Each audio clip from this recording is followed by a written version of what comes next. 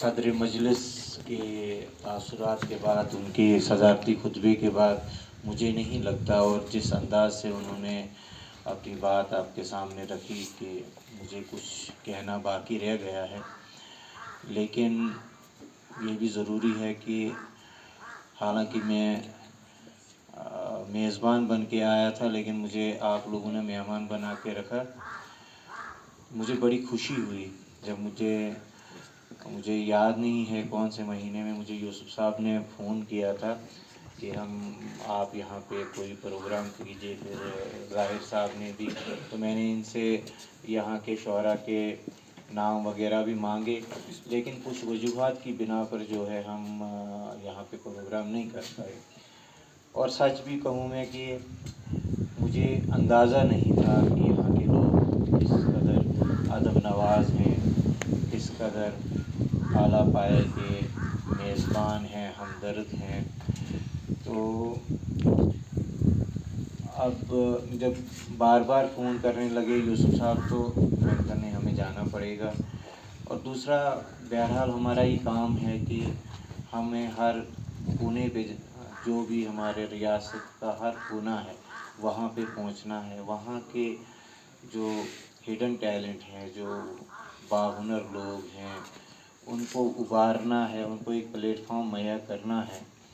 تو میں نے اس پروگرام کو، میں نے سیکرٹری صاحب کو اپروول کے لیے بھیجا، انہوں نے اپروول اس کا دیا.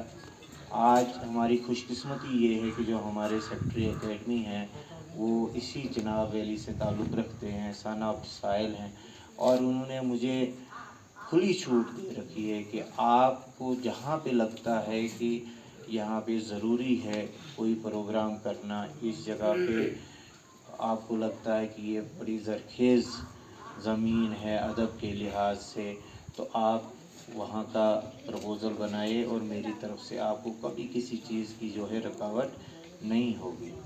لیکن میں نے چونکہ آپ کو کہا کہ میں پہلی دفعہ اس طرف آیا ہوں، اور مجھے اندازہ نہیں تھا کہ یہاں پہ کس قدر جو ہے ہمارا استقبال ہوگا، اور یہاں کے لوگ کس قدر جو ہے میزبانی ہماری کریں گے. اگر مجھے اس چیز کا وہ اندازہ بھی ہوتا تو یہ پروگرام آج کے بجائے آج سے 2 یا 3 مہینے پہلے ہوا ہوتا، اور کافی بڑے پیمانے پہ ہوا ہوتا. ہم مشاعرے کے ساتھ اور بھی کوئی یہاں پہ پروگرام رکھتے. لیکن چلو، اللہ تعالیٰ کا یہ انہی کی طرف سے ہوتا ہے کہ جہاں کا رزق اللہ نے رکھا ہو، جس وقت رکھا ہو، تبھی وہاں انسان پہنچتا ہے. لیکن میں آپ کو یہ بات کہوں گا، میں کل بھی بتا رہا تھا، یہاں ظاہر صاحب انہوں نے بھی ذکر کیا، بشیر صاحب نے، کہ میری 12 سالہ میری یہ جو سروس ہے اس ڈپارٹمنٹ میں، یہ پہلا پروگرام ایسا ہے. لیکن بہت بڑے بڑے پروگرام کیے، ہزاروں کی تعداد میں، 10 ہزار 20 ہزار لوگوں کے درمیان ہوئے. لیکن جو ذہنی سکون، جو ایک تسکین، کل بھی تسکین مجھے یہاں آ کے ملی.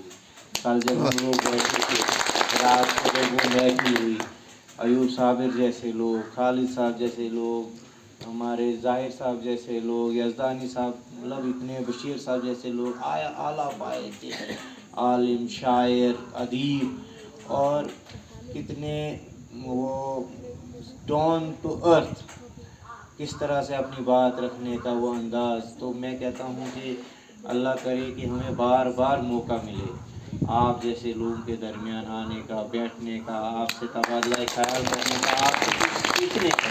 کیونکہ ہم پیاسے لوگ ہیں، ہم ادنیٰ سے طالب علم ہیں ادب کے.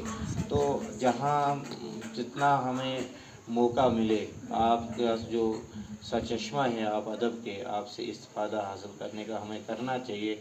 تو اب بات رہی یوسف صاحب کی، تو انہوں نے جو انتظام کیا، تو میں نے بڑے پروگرام کیے، بہت پیسے خرچ کیے، بہت کچھ کیا، لیکن ایسا انتظام بنا کسی کہے ہوئے، میں کہتا ہوں کہ ان کا جیسا انتظام کار مطلب انسان میں نے آج تک نہیں دیکھا.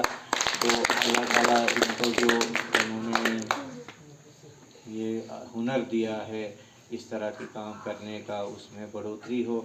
تو جہاں تک اور یہاں پہ پروگرام کرنے کا تعلق ہے، میں آپ کو یقین دلاتا ہوں کہ بشرط زندگانی اللہ تعالیٰ نے اگر موقع دیا تو اگلے سال جب یہاں پہ باہر موسم ہوگا ہم یہیں پہ پروگرام کریں گے، اور بہت بڑا سا پروگرام انشاءاللہ۔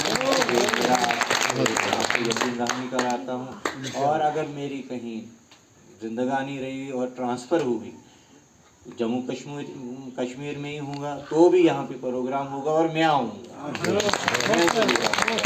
تو میں آپ کا بہت شکر گزار ہوں جو آپ نے عزت یہاں پہ مجھے دی، یا جو شعراء آئے تھے میرے مہمان بھی تھے، ان کو جو آپ نے عزت دی اس کے لیے میں آپ سب کا نہایت شکر گزار ہوں، اور امید کرتا ہوں کہ یہ جو